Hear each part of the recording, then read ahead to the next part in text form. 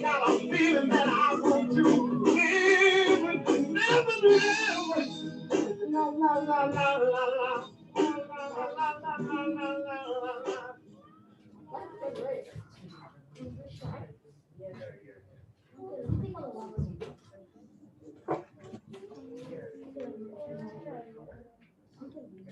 Okay. Hey, Stan. Hey, hi everyone. Hey. Hey, Yeah, good to see you again. Okay, so just let me check in with Kabir, People's Defense. Kabir, are you good? Kabir? Yes, guys, I'm good. Dan, I'm just switching laptops. Give me 1 second. I'm okay. But I'm gonna go on another screen so I can play the videos from it. Oh, right. Okay. And my comrade Miriam is on too. Okay, brilliant. Hi Miriam. Hi. Hi, comrades. How you doing, Kabir? Okay. So let's get started. Some other folks of our comrades may be coming in. We'll drop in as we go along. We've just started. So welcome everyone. So this is what we're doing here then is our collaboration, our connection, right, between Nelson comrades, our folks there in Nelson, and our comrades here at the U of T, right, in our community engagement class, right, and People's Defense, a community organization, grassroots community organization, and I'll say a little bit more about that. What I will say is that I know that our Nelson, can you hear me? Yes? Okay. Yeah, we can hear you. Okay, good. I will say I'm gonna read a little bit at the end. I'll say a few things, right? I'm gonna read this again. And what I will be doing also, we'll be reading other books, right, as we go along, right? We do this maybe at least 3 or 4 times before the year's out, before the summer. So I've got some other books beside this, but I'll do this a little bit today. So the way we're going to go, I know our Nelson comrades, our young comrades are going to leave at about 10 to 1. So after the People's Defense presentation, then perhaps our young comrades from Nelson can also then ask questions. And then also our U of T comrades then can be asking questions later. We'll go on for a little longer than that, but all of this will be recorded, okay? So everyone will be able to see this. So let me say a few things here. First of all, I'm using this term, right? You know, comrades, right? You know, our Nelson comrades, you know, and our U of T comrades, right? You know, so comrades I'm using that, and our People's Defense friends, comrades will use the same language. And I'm using that because comrades means friend, yeah, it means friend, but it also means it's a companion, right? It means that you are and we are companions and we're partners, right? In struggle, right? We're partners in fighting against injustice, right? And that word comrade means that we stand by each other, right? And we stand with each other when it comes to fighting for our freedoms, right? So that's important, right? You know, the language that we use, right? And the words that we use, right? So I'll say a few things added to that, and then I'll send it to People's Defense. I know that our folks, right? Our Nelson comrades, right? Our brothers and sisters there have been taking up looking at the Black Panther Party, right? The Black Panther Party for Self-Defense, right?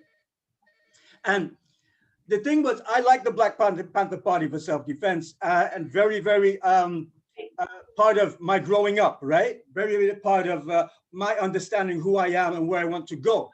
And how I want to fight against injustice, right? So a big influence on me. And one of the things that was an influence on me was language, the kind of talk that the Panthers use, like power to the people, right? And what that meant was that power to the people meant that we had people, right? We had power, rather. We, the people, had power. The power was with the people. It wasn't just with those folks out there who controlled our lives, right? Landlords, right? Police, right? You know, those who had control over housing. We had power, right? And power lies with the people when we organize and we get together as a collective. We can fight against anything. So that fight against anything, then the other part of the Panthers was about self-defense, right? So we defend ourselves, right, against injustice, right? We defend ourselves against racism. We defend ourselves against sexism. We defend ourselves against homophobia. We defend ourselves against poverty, right? We defend ourselves against homelessness, right? Those who want to take our healthcare away from us, those who want to give us a nothing for education, right? We defend ourselves against all kinds of injustices, right? You know, so that self-defense is really, really important, right? And power, right? We defend the people. And we defend ourselves in a stronger way when we are a collective, when we're a family, right? When we're unified as a community. So the name of our organization, my comrades, my friends, our comrades and friends, right? Our brothers and sisters, is called People's Defense, right? So People's Defense draw upon and take from, like me, right? Like we, some of the Black Panther Party teachings, right? It's People's Defense, defense of the people, right? Defending the people against injustice. So I've said enough, right? After I'm going to read, I'm going to talk about Z and T and Yo Yes, and I'm going to then hand it over to our comrades, right? Our comrades, our companions, our friends, right? Our partners in struggle, the People's Defense. So Kabir, Miriam, please. Thank you, Stan. Can you hear me? Yes, yes, yes. Can everybody hear me? And Nelson? Great, great, great. Okay, guys, I just wanna, this Zoom thing is so weird for me. I don't know how you guys do it. I'm sure you guys are happy to be back in the classroom, even if the people at the top are making some weird decisions. You know, so let's just figure that out. But I just wanted to start off by saying to all the comrades at Nelson, as well as to all the comrades in from Equity Studies and from Stan's cohort, just that, you know, we in People's Defense, we really salute what you guys are doing. Even in this classroom today, this joint classroom, talking about real issues, talking about our communities, talking about the Black Panthers, you know, and doing that between generations, we salute that. I know Stan and Alok for years. I know Alok from, you know, Alok knows me from when I was maybe a few years older than you guys, to be honest. I knew you were there when you were their age. Nah, bro. What age? What? You're 11. Grade 7. There you go. You're right. You're right. We should show that clip of you when you're about 11. Oh my God, please, please. Okay. Tell everybody some history about Kabir. Kabir used to speak, and he was a lead activist against the Haitian, what was your organization called? Haitian Action Network, right? Yeah. Haitian Action Network. And bringing awareness around the injustices that were happening in Haiti. Kabir got to interview the president of Haiti when he was 11 years old. Correct, Kabir? And where were you, in South Africa? I was in South Africa, yeah. Yeah. And so he was and he was actually sent there. He was sent there in exile by the US. I know you guys going to you know, Nelson Mandela know about exile, or know about, you know, when leaders were basically told to go away. So that's what they did to this guy. They sent him to South Africa, basically. But sorry, Alok, continue. We're going to learn about Haiti and the Haitian Revolution probably next week. But just so you know, he's been an activist in the community at large since he was your age. And now, Kabir, you're you're a man and still doing work with the people. For sure. And I really you know, grew to know Alok and Stan and work with them when we were doing the Justice for Awi campaign. and the campaign in defense of a young man, 18 years old, from your neighborhood, from Regent Park, who was murdered by the police in 2007.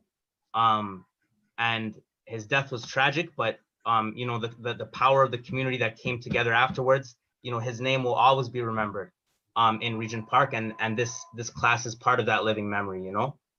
So I just wanted to salute that, and salute Stan and Alok for sure.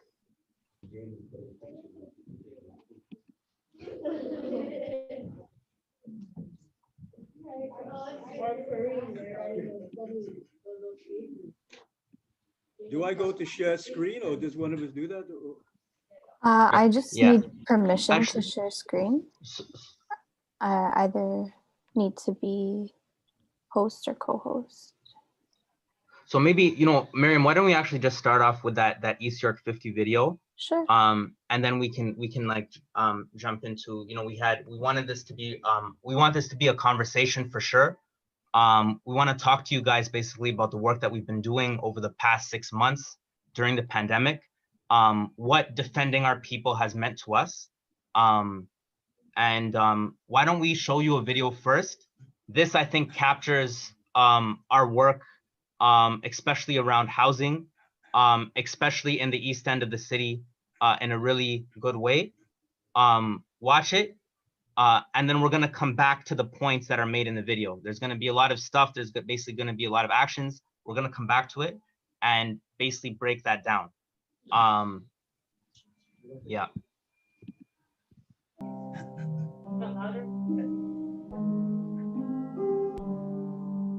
With business closures and layoffs across the country, renters in Toronto are voicing their concerns about making their rent payments, struggling to make ends meet as the COVID-19 outbreak continues. This tenant, a laid-off factory worker, says even with government help, he can't afford to look after his family and rent. If you have a choice between putting food on your table or paying rent, you're putting food on your table. People will not be evicted. And now residents who took part in the Keep Your Rent movement say they have been experiencing harassing behavior at the hands of their landlords. This COVID is nothing. Oh my God, don't say that we're losing our family. Our family died.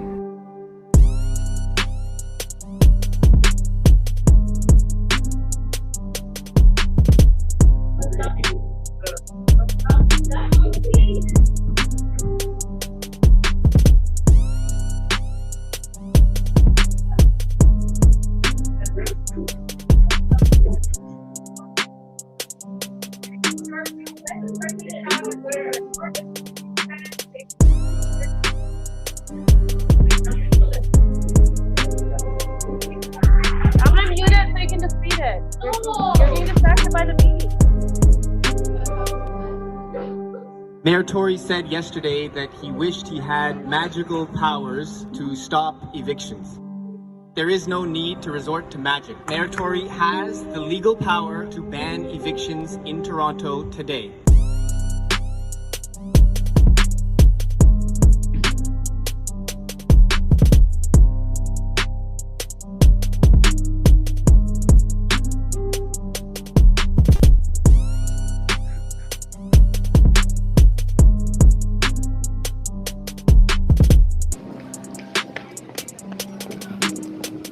I have rights too.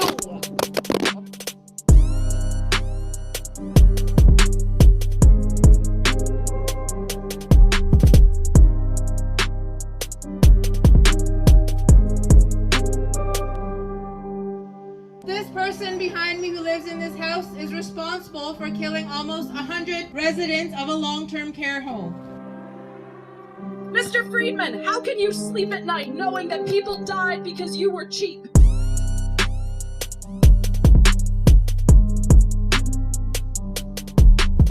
Bye! Don't come back! Don't come back!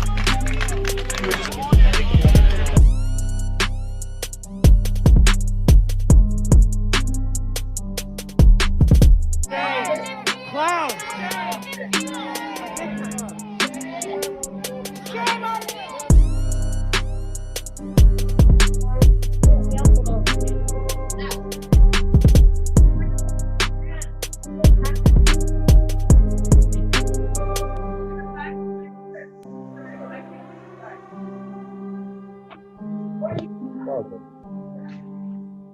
Doesn't worry, no worry, just leave it. No, that's okay, doesn't matter, no, it's fine.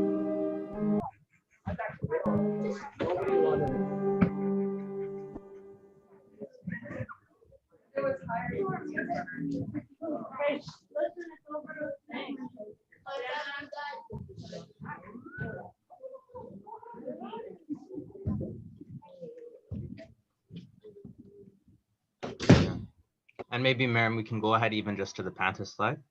The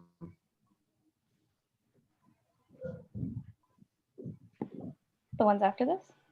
No, like even just the Black Panther slide around housing.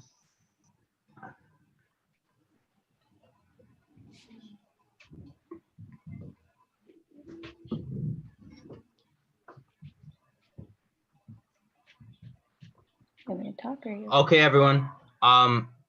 Okay, so that was basically a rough like overview of a lot of actions, a lot of motion. There was a lot of things that were happening in that clip. But that's what our work, that's what community power looked like for us over the past 6 months, was defending people and defending housing, specifically. And housing and fighting for our people. And when I say our people, I mean all of you, I mean everyone here. I mean working people, I mean immigrant people, I mean Black and brown people. I mean our people in our neighborhoods that are struggling, people that look like our parents, people that work hard like our parents. Those people in this city are struggling. And fighting to get people the right to housing is not new. The Black Panthers that Alok and Stan, I'm sure, have talked about, had that in their demands, had that actually as their third demand. It was the third thing they were asking. It was the third thing they were telling the community, was that Black people had the right to decent housing. At a time when, you know, Black people were not allowed even to own a home, even to live in a part of the city that was not run down and run by slumlords. Quote, "We want decent housing fit for the shelter of human beings." That's what the Panthers were asking for in the 1960s, and in a lot of ways that's still a struggle today. And so that's been a large part of what's happened over the past few months. So we want to go into some of the things that that's meant in terms of eviction, in terms of people getting moved out of their homes, in terms of why there's this problem with housing. Why is housing so expensive that people are going into debt? People are not able to pay their rent. Why is that happening? We want to come back to some of these things. But I think the first thing we kind of wanted to do was to ask you questions. And I don't know if it's Alok, what would be the best format in terms of if you want to have someone step forward, or if people just want to raise their hands. It's just hard to see people from this far. But like the question we wanted to ask you first is, like, for us, housing is important because it's a human right. For us, housing is important because we know that without a roof over your head, you go cold. You know, you're not going to live long without shelter, right?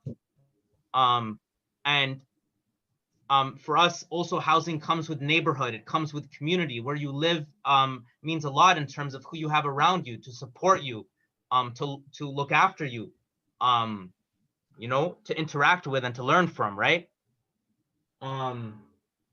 And you know, your neighborhood, guys, is a really famous neighborhood in Toronto, a really well-known neighborhood. I've known that neighborhood since I was your age or younger. I've heard about Regent Park, and I lived on the other side of the city.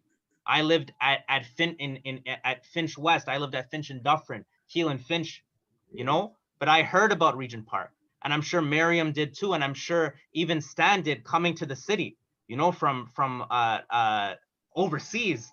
Heard about Regent Park, maybe even heard about Regent Park overseas. Your neighborhood is famous and has a long history, and I know you've heard a lot about that. So the first question we kind of wanted to ask you was, if any one of you guys feels comfortable, if you guys can maybe just describe your neighborhood for maybe anybody on the call who hasn't heard about it.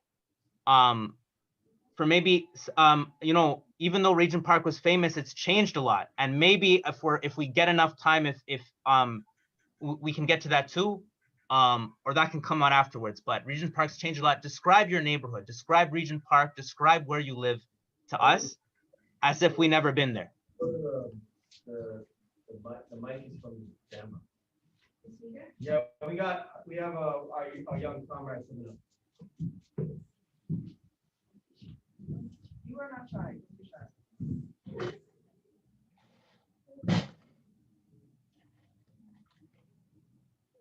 Say my name. Hi, my name is. Describe Regent. How would you describe Regent? There are people who don't know what Regent Park is, so how would you describe it? All right. My name is Mokhtar. I'm 12 and I'm in grade 6. I go to Nelson Mandela Park Public School, and my teacher is Mr. Love. And how I would describe Regent Park is, well, people, like, there could be many ways of how you describe a place, but when it comes to Regent Park, I would describe Regent Park as a, you know, a place where I could go outside any day, like, whether it's bad or whether I'm feeling bad, but I could just meet one person anywhere, like just at a convenience store or just at a park. I could just meet one person and realize that we share things in common. So I feel like Regent Park is basically a safe place where, well, if it's not safe, but a very, you know, heartwarming place, because there are people out there that care for you and that care for Regent Park. So basically, I think Regent Park is just like a place where people may see our violence and may see the bad things that happen here, but never realize that there actually is good things here, like how we have festivals here, and you know how the community comes down and makes food for each other. So I think Regent Park is it's like a place where I would never call bad, but I feel like we could improve on some things. But that's where the mayor and those rich landlords come in and try to, try to ruin the place. So like, yeah, I think Regent Park is a very great place, but I feel like we can improve on it, and that we could probably do that, but that's later on because of the condition right now. Yeah. Thank you, Mokhtar.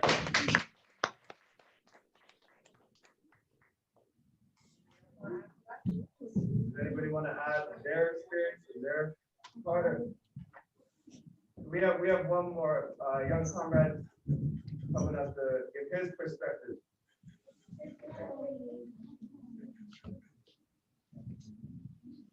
Hi, my name is Carter. I'm 10 years old, and I go to Nelson Mandela Park Public School. And I think Regent people say Regent is a bad neighborhood, but it's really not, because it's not a bad neighborhood, but it has its misgoes, and it's a small neighborhood, so you can go outside right now. You can walk around Regent, and you find one or two people that you know and that you hang out with, or you used to hang out with. And what I'm trying to say is that Regent is a really good place for a lot of people to stay with that place.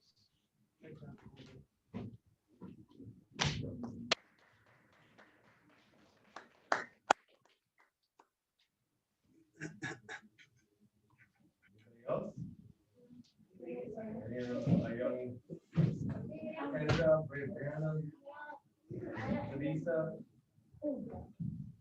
Nathan. All right, we got one more.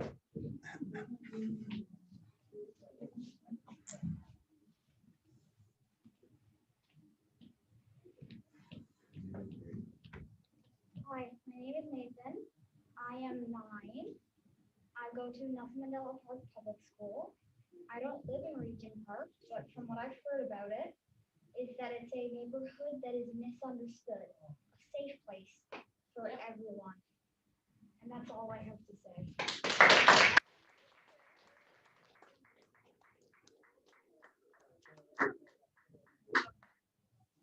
Wow. Wow. Oh, you live here, so go ahead. Oh, Eden, go ahead, go. Oh, wait. Kabir, do you want to switch up the question a little bit? Talk about. I think someone's coming in. Yeah. Our kids can talk about region all day. Yo, comrades, what I got Comrade Mukhtar's name. Who are the other two comrades that spoke just now? Carter and Carter and Nathan. Carter and Nathan. Salute, man. Appreciate that, guys. For real. And we got one more. A young. Oh no, never mind.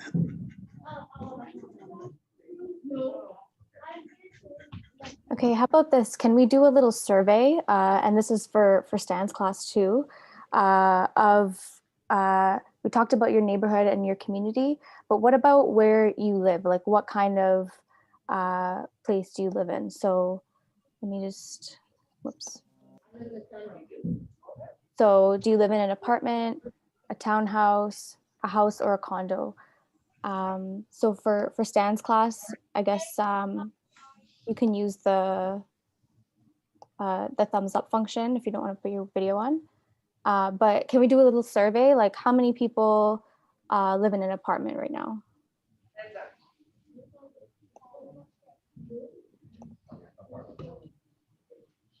Okay, so we got one from Stan's class. I can't really see it. From our class, we have 1, 2, 3, 4, 5, 6, 7, 8, 9. and there's, I'll tell you how many people there. Okay. And then how many people live in a townhouse? Townhouse. One. Okay. Same with Stan's class. How about a house, like a detached house?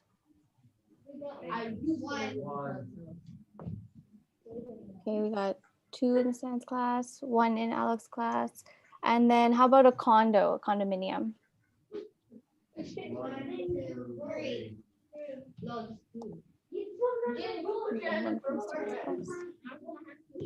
okay. So who is your landlord? Sorry, I'm trying to get control of my PowerPoint here. But who is your landlord?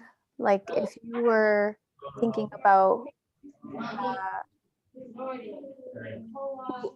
if you're renting your house or your apartment, who owns it? Who owns the house if you're renting? So, okay, who lives in Toronto housing? Raise your hand. Toronto community housing, raise your hand. TCAC, raise your hand. Legit, everyone that has an apartment. Mukhtar, you? No, I didn't rent no house. Who's in housing right now? Hands up. 1, 2, 3, 4, 5. I want to get a press flag. Okay. 5. 5 people who have the city basically as your landlord. TCHC. All right. And then other people who rent who have like a small landlord. I don't know if you folks would know that.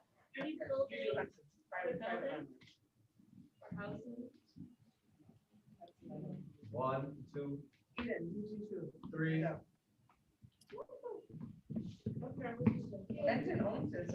How about for Stan's class? How many people, if you're renting, do you have like a small, like mom and pop landlord, like just a family that owns? Oh, I'm one of those 2. My mom owns it. Yeah, 5 of us. All right. And then does anyone live in anyone who's renting live in a place where your landlord is a big company?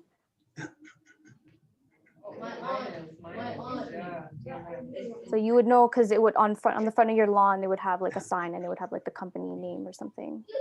Okay, so we got one from Stan's class.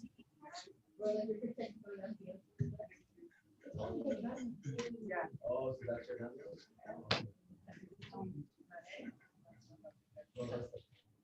All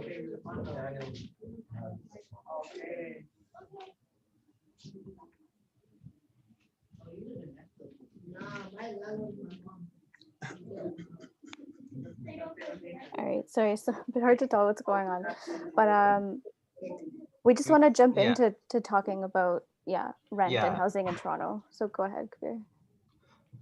So in that video at the beginning, you saw all this basically confrontations with these greedy landlords, as Brother Mukhtar put it, confrontations with even the police, the sheriffs. There was a fight there. I don't know if you guys saw it, even outside of John Tory's condo. The mayor of the city, John Tory, there was a bunch of angry tenants outside his condo saying basically, stop letting these landlords evict us. I don't know if anybody saw it recently, but John Tory and the city of Toronto actually sued somebody recently. They took someone to court, and they don't do that very often. In terms of the whole city saying, I'm going to choose one person to sue, but they chose to come after somebody who was building tiny homes for the homeless, who was going around and unpaid was building shelter for people who don't have shelter in the city. So I think the question is, why is housing such a problem in Toronto?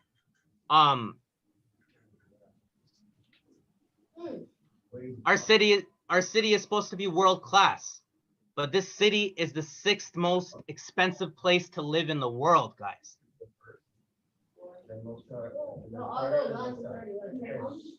Look at those numbers for how much it costs, and never mind home ownership. You need $300,000 in your bank account to even think about getting a home in this city. So we got a couple of students who wish to answer that question.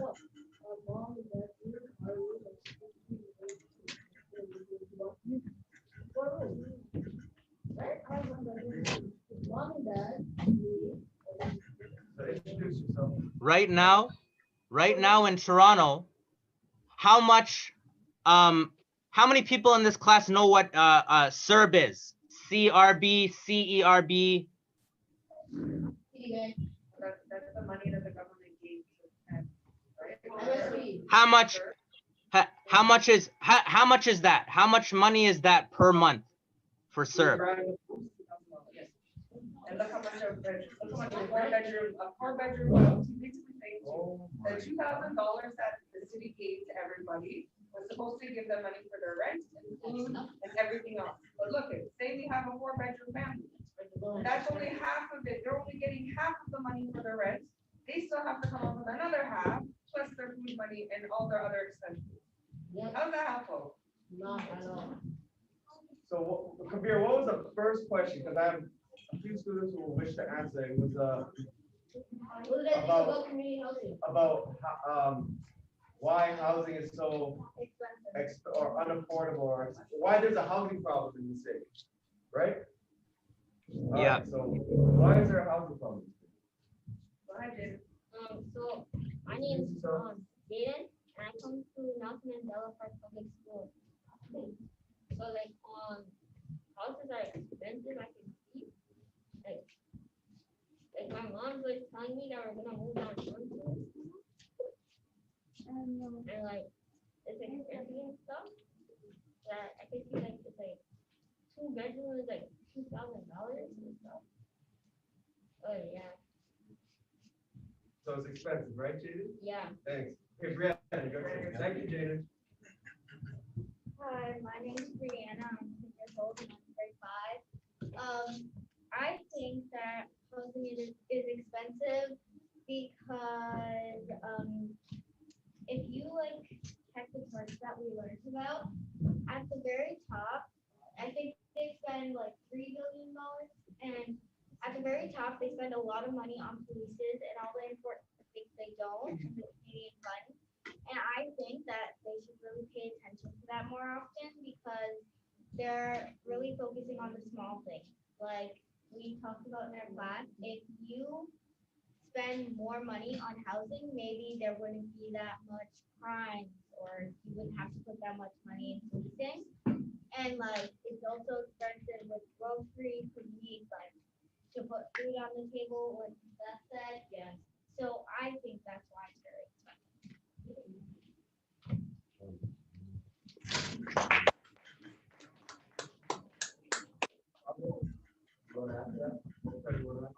One, Mukhtar would like to add to that.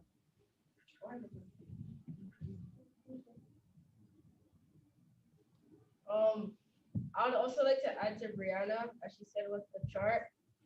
Mostly Toronto's focusing on the police rather than focusing on like maybe like the youth or our housing and stuff.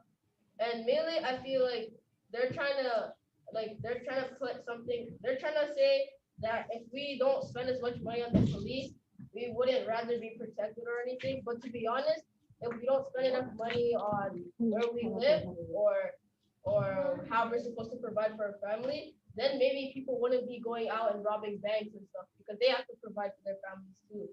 And the reason for such a thought. Exactly. Yeah.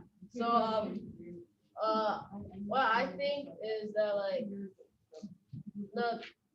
basically like the what I'm trying to say is that like if we had Toronto focusing maybe on housing and rent and providing for everyone so that they all feel safe and stuff, we wouldn't have people like so-called robbers or people that are trying to steal money from the bank and stuff. Because like what they're trying to do is, I'm guessing they're not trying to do it for like fun or anything, but rather than like providing for their families or providing for themselves. So I feel like if the Toronto focused on that, then maybe we would have less crime and we would use our money more wisely rather than wasting it on the police. Thank you.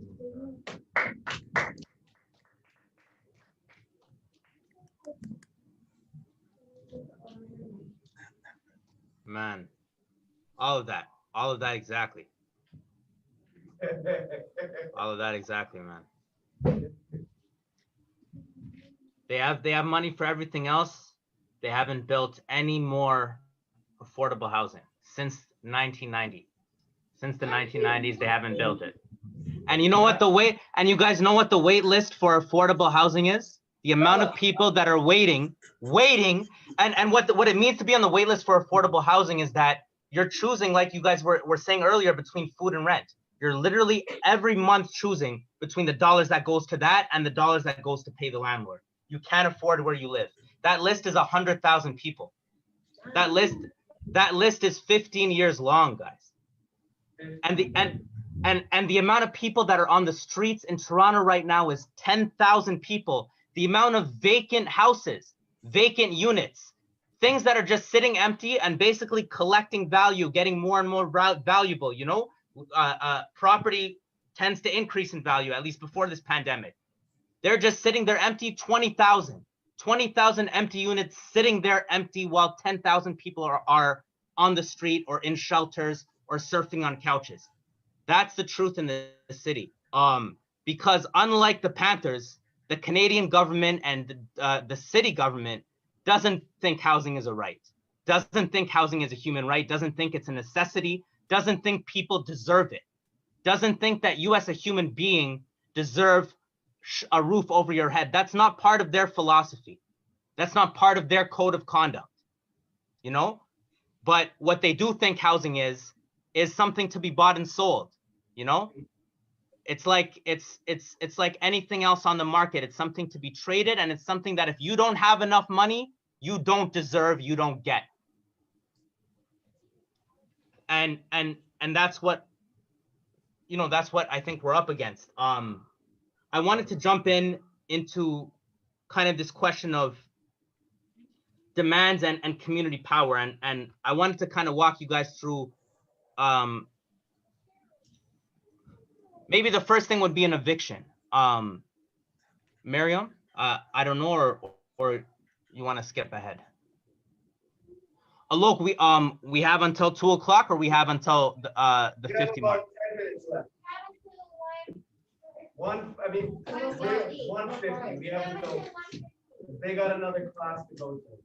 Okay, guys. That's 4 minutes. So maybe let's jump into kind of what do we do about this problem, right? We know this problem exists. Why are we part of People's Defense? What is our organization? And what can we do about it? And what are we doing about it? Yeah. So, okay, let me just say, guys, then briefly, and if you guys want to jump in, yeah, okay. Basically, that issue that people were going to be evicted during the pandemic, we decided to fight that, and it was scary because these are big landlords, these are big companies, these are companies with a lot of money, and they're companies that have abused tenants for a long time. Everybody knows what an eviction is. It's when you're forced out of your home because you can't afford it. And those happen up to 40 every day sometimes in normal times. 5 days a week, every working week, 8 a.m. to 4 p.m. Sheriffs roll around the city and they kick people out of their homes. And that was going to happen during the pandemic. And it wasn't just going to happen smoothly. Doug Ford, that same guy that was giving all the money to the police, you know what I mean, consistently, actually wrote a bill to make it easier to evict people. To say, hey, if you missed any payment on a repayment plan, if you were 1 day or $1 short on your rent, you were out without even a hearing. This was actual law written by our government during the pandemic. While they were talking, while they were on TV with masks talking about how much they cared about us, right? And I'm going to give you just one snapshot of what these hearings happened. So they had eviction hearings in the middle of the pandemic. The court started by August.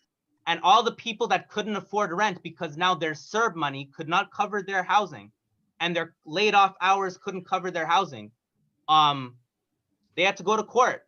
But guess what? The courts weren't in person. Just like school, these courts were by video. These courts were online and tenants could not even access them. People who didn't have good internet, people who couldn't speak English, people who didn't have a laptop at home with a camera that worked. You saw how much trouble we had even today. And we gave ourselves at least 20 minutes to settle in. They give these tenants 5 minutes and that's it. And so you'll see what happened. And this was a building, and we know the tenant who this was referring to. This was a woman who worked at Tim Hortons, who lost her job, who got her job back, who got sick during this pandemic, who didn't even get the notice in her mail. And this was how the eviction hearing proceeded with her. Is the tenant present? No, Ms. Glickman, do you know why she's not here? I'm not aware why she's not here. Okay, I have your update sheet. What are you seeking? I'm seeking a standard order. If the tenant does not pay all outstanding arrears or whatever is owed in 11 days, the landlord can file for eviction without notice. That's what a standard order is. Right. And just so you know, the woman speaking is the lawyer for the landlord. So her job is to defend the landlord.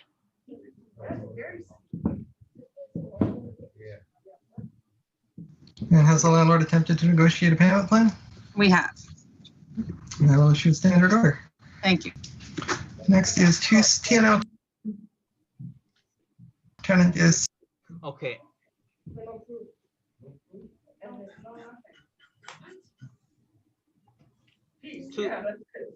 Two seconds, and now men in uniforms can come to her door and force her out of her home. And if she doesn't listen, they can call men with guns, aka the police. I want you guys to remember that the arrogance in that whole clip from those two people. And I'm wondering, Miriam, if we can just fast forward to kind of the other clip at the LTB, and then we can explain even the difference. Hold on, come here, go back to that pic. Oh, sorry. No, the one with the cameras and the handle. The money they spend. The money. We were talking about money, like what is being spent, like the money they're spending on Khalil, like the city's spending on Khalil, the student. So door broken by 55 divisions, police that Pinedale didn't bother to fix. $1,000 camera is monthly for newly installed directing They didn't fix the door handle that the police broke, but they paid $1,000 for a camera. They put another $1,000 for more cameras. Okay. So $2,000 in cameras.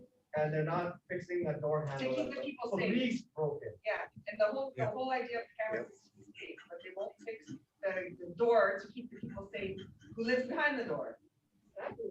Yeah, and this was a tenant who defended herself against eviction, a wrongful eviction. And this was their response to that collective struggle. So neighbors came together, People's Defense came together, and we said, we're not going to let this tenant get evicted in a pandemic and end up on the street. And the cops came in the middle of the night and busted in the door. And then this was the response of the landlord the next day, the 2 photos on the right. Like they don't know into the house. I wanna make sure you guys see 2 clips before we leave. So I'm just gonna say my last bit.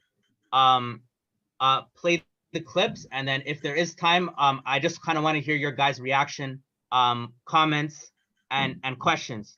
So let me just introduce these 2 clips and say, if we can start off with the one at the landlord-tenant board, and follow up with the other one. But what you're gonna hear is that, and what you're gonna see is these same people who were so arrogant and so rude to tenants. Well, you're gonna hear it, but this was examples where we feel community power was achieved, even if it was for a moment, in terms of oppression, abuse, exploitation, all the stuff that our communities take, all the stuff that our people have taken for centuries, but have resisted. That resistance is important. And when we resist and when we fight back collectively, we're strong, and we're stronger than these people can ever imagine. And these people are weaker than they can ever imagine. And we've seen that throughout history, and we've seen it in moments even through the struggle. When tenants, you should see how these landlords, and I've seen it in my life, when I used to live in apartment buildings, and how they assume you're brown, you're black, you're an immigrant, you deserve to live in these conditions. You're working class, you deserve to live in these conditions. And we've had them tell the tenants as such. But we saw that flip on them when tenants came to their doors, when tenants rallied at management offices and refused to let them leave, when tenants flooded the landlord-tenant board and messed up hearings, wouldn't let the eviction order be sent. Hey, if there's no order, there's no eviction. And we blocked that. When the sheriffs came to evict some of the people that got evicted in court, we stood outside the door, and tenants stood outside their neighbors' doors and defended that. And that's part of real community power. And at the same time as unions were defending from eviction, they were then feeding people the next day, with food drives. They were dealing with other issues in terms of just all the issues with the pandemic that happened, isolation, feeling alone, feeling isolated, feeling like without a community. And I just want to, end off by saying I hope to see you guys soon. Again, this was amazing, and please excuse any, faulty presenting on our part. But in terms of community power, Regent Park, like I said, is a famous community, and in my view, famous for all the right reasons. It's a beautiful neighborhood, it's a beautiful community, and it's so powerful. So many geniuses, so many brilliant minds have come out of that neighborhood that have defined this city. Resistors, fighters, soldiers, and you guys are the future of that neighborhood. You guys are keeping that community power alive with this class. And, we're trying to do that in East York. We're trying to do that in Malton. And yeah, so let me leave you with just 2 examples of kind of enemies and abusers and people who have a lot of money, are responsible for the housing crisis, and what it looked like when the tables were turned on them.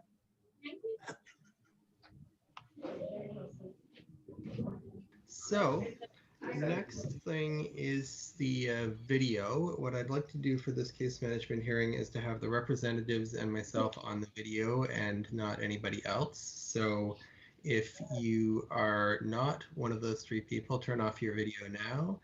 And you, Ms. Glickman, if you could turn on your video. I will unfortunately not be appearing on video today. I would like to state for the record that the tenant group here today have throughout the process posted multiple pictures of me on social media with defamatory language, personal insults, misquotes, edited audio excerpts, bastardized visual representation of myself. This is all a legal activity. And for that reason, I hope you can understand that I will not be subjecting myself to that and on video today. The problem is that there's also been an issue with people impersonating you, and I do want to make sure.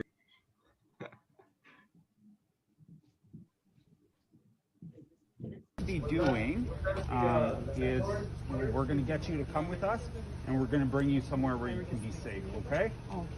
It's pretty safe here. No, we're going to leave your car here. Okay? I understand you have concerns, but we'll talk about that over there. Okay? And I was with you on the phone. Yes, yeah. You're going to come with us also? Yes. No okay. problem. Yeah. Excellent.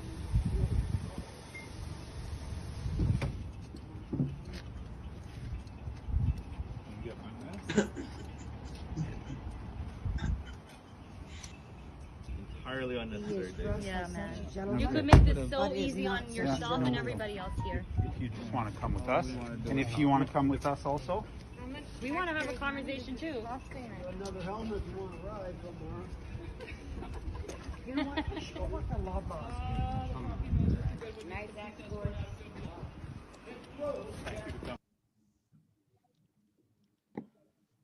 So that was the landlord of the building, basically, after trying to evict a lady, having like, I don't know what that is, 20 police escort him out. I wonder where he'll feel safe. Where can you feel safe in Goodwood? Where do you take it? Police are protecting him? Oh my God, are you arresting David Frankel? Is he gonna ride his squad cars? Is he gonna ride? Oh, I don't think it's right to let you leaving Goodwood in a cop car.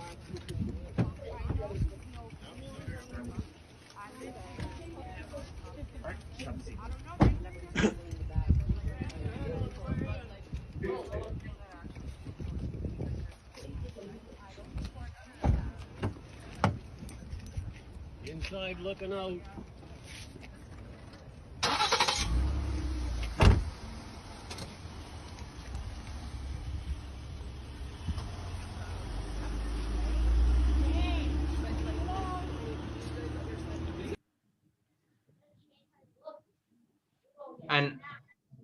And I will, so you know, in that moment, people felt strong. At the LTB, when people won or when the landlord was just defeated, people felt strong. Those same 50 police came back a month later and evicted the woman that we were trying to defend. Threw her out, a native woman out of her home.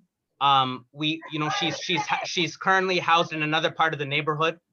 We're trying to get her back in, but there's also real defeats in this. And yeah, man, we just want to leave you guys with that. This fight's going to continue, and we hope to come back on soon to share more with you guys about our work. No. Thank you so much, people. Do I have time for to read one quick one? Hold on. We're trying to. We lost sound. Hold on. Can't get connected again. We can hear you. Yeah, from the computer, but the speaker just shut off. Hold on. Oh. We're Dan, can you read the book in like 1 minute? Yes. Okay. Dan will read the final book. I just want to say,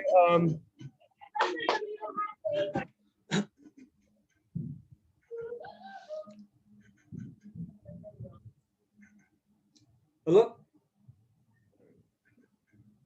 Hold on. Dan?